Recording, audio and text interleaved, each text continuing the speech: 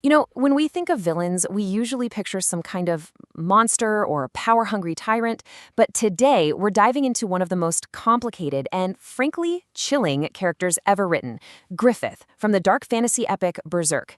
And what makes him so terrifying is that, for the longest time, he doesn't seem like a villain at all.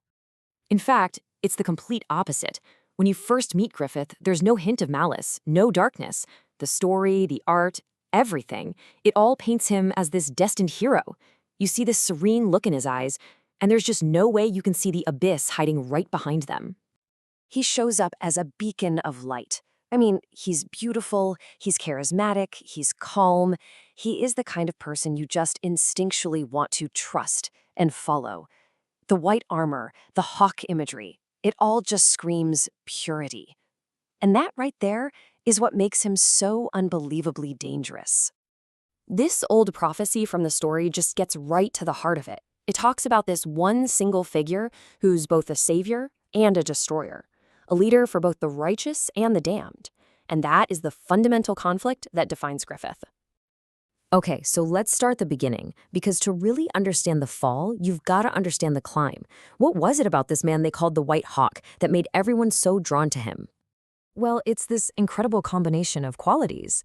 He had this almost otherworldly beauty and grace, a calm that you never saw break, and a mind for strategy that was always like 10 steps ahead of everyone. His leadership wasn't about using force. It was more like an invitation. People didn't follow him because they had to. They followed him because they desperately wanted to be a part of his light. But what is it that drives a man like this? It's not some simple greed for money or power. Nope. As you're about to see, it's something way more absolute. See, Griffith doesn't just want to rule a kingdom. He wants to possess one that is entirely his own creation.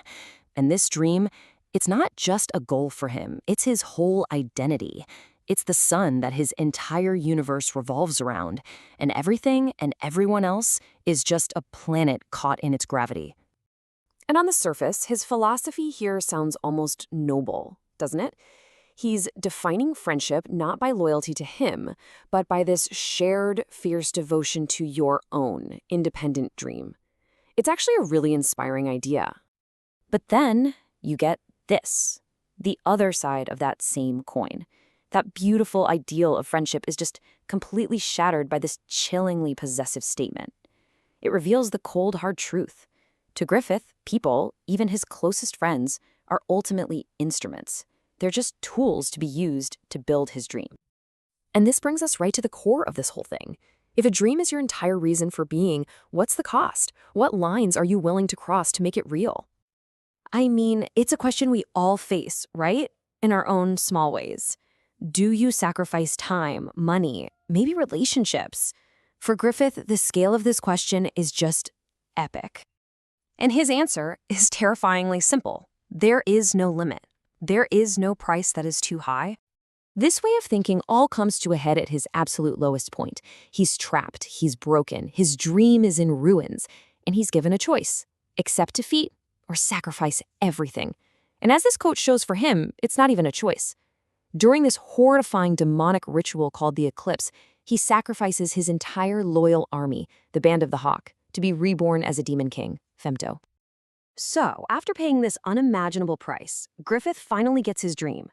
But what does a kingdom that's born from such an absolute evil, what does that actually look like? He fulfills that prophecy completely. To the desperate masses of humanity, he comes back as this Messiah, the Falcon of Light, saving them from a world that's been overrun by monsters. And this slide just lays out the terrifying duality perfectly. On the left, you've got the promise of Falconia, a utopia, a perfect city where everyone is safe. But on the right, you see the truth it's built on, a nightmare. He created the very crisis that he then solved. Humanity isn't being saved, they're being herded like cattle. And their savior is actually the demon who sacrificed his own kind for power. So why? Why has this character captivated and horrified people for decades? Why should this story matter to us? Because Griffith isn't just some monster from a fantasy story. He's a dark reflection of something that's deeply human, ambition. He represents the terrifying but also dangerously logical extreme of what it means to chase a dream when you completely disconnect it from empathy or any kind of morality. He forces us to look inward, to ask ourselves about the real price of our own goals. When does dedication turn into obsession? What are we willing to give up to get what we want? And then comes the much more terrifying question. Because it's one thing to sacrifice parts of yourself, your time, your comfort. It is a whole other thing to start seeing other human beings as just stepping stones on your own climb to the top. So, is Griffith just pure evil? It almost feels too simple to say that. His actions are absolutely monstrous, but they all started from a dream that was maybe once kind of beautiful. So, is the real problem the man himself? Or is it the nature of a dream that accepts no boundaries, no compromise, and no humanity? And that, I think, is the final question we're left with.